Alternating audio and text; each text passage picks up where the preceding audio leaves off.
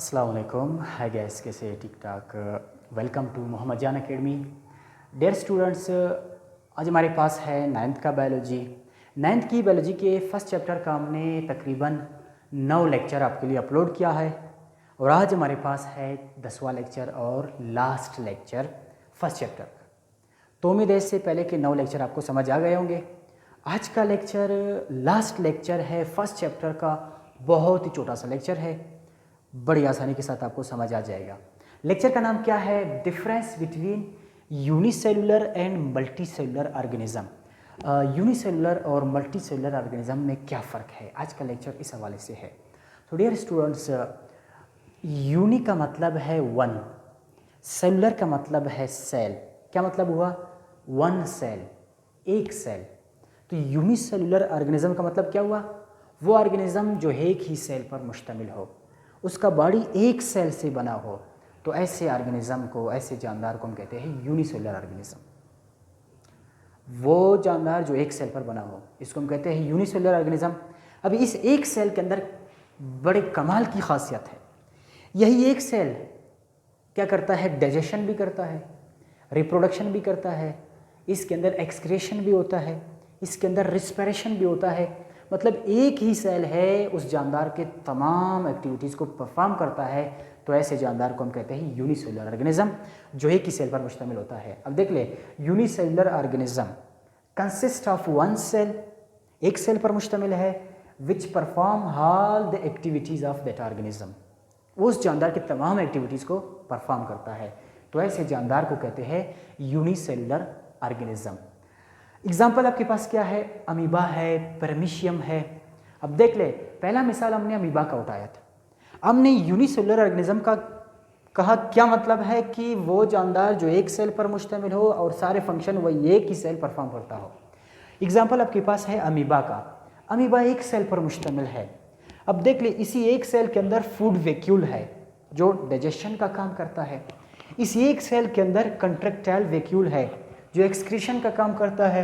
इसी एक सेल के अंदर न्यूक्लियस है जो रिप्रोडक्शन का काम करता है। बाइनरी फिशन के थ्रू एक अमीबा 2 में डिवाइड होता है, फिर वो एक सेल अलग जानदार बन जाता है, दूसरा अलग अमीबा बन जाता है।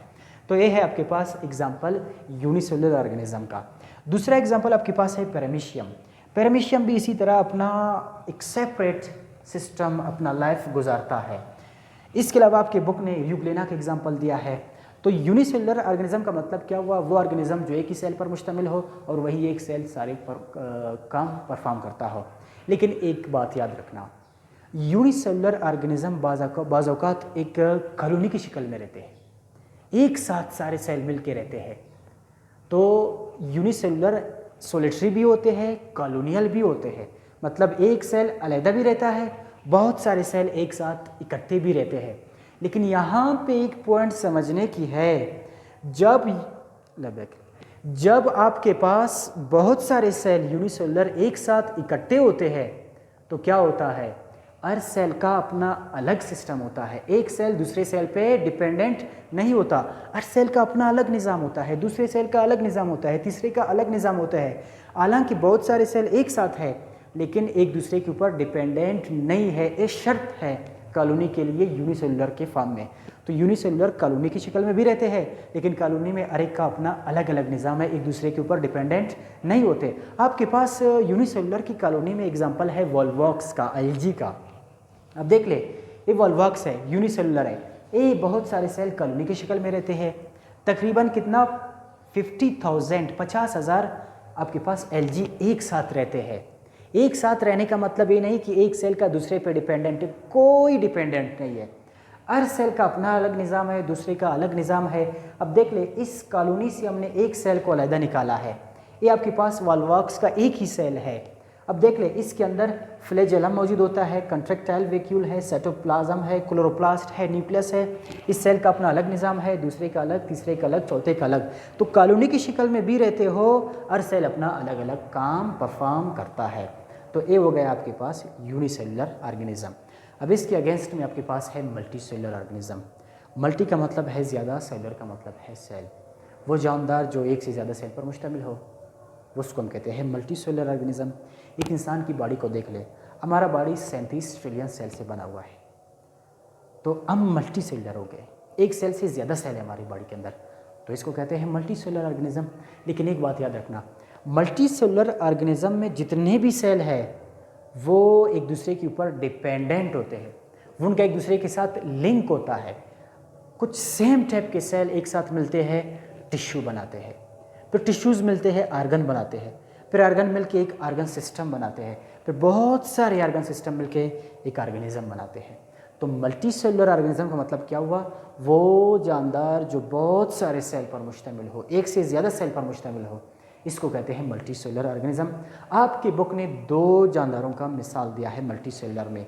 एक आपके पास एग्जाम्पल है सरसों के पौधे का, मस्टर्ड प्लांट का। अब देख ले, मस्टर्ड प्लांट को देख ले, ये प्लांट लाखों सेल से बना हुआ है, बहुत सारे सेल, हज़ारों सेल ने मिल के टिश्यू बनाया, फिर बहुत सारे सेल ने मिल के स्टेम बनाया, बहुत सारे सेल्स ने मिल के लीफ बनाया, फ्लावर बनाया। तो एक ही जानदार है, एक ही ऑर्गेनिज्म है, करोड़ों सेल से बना हुआ है, लाखों सेल से बना हुआ है, तो इसको हम कहते हैं मल्टी सेलुलर ऑर्गेनिज्म।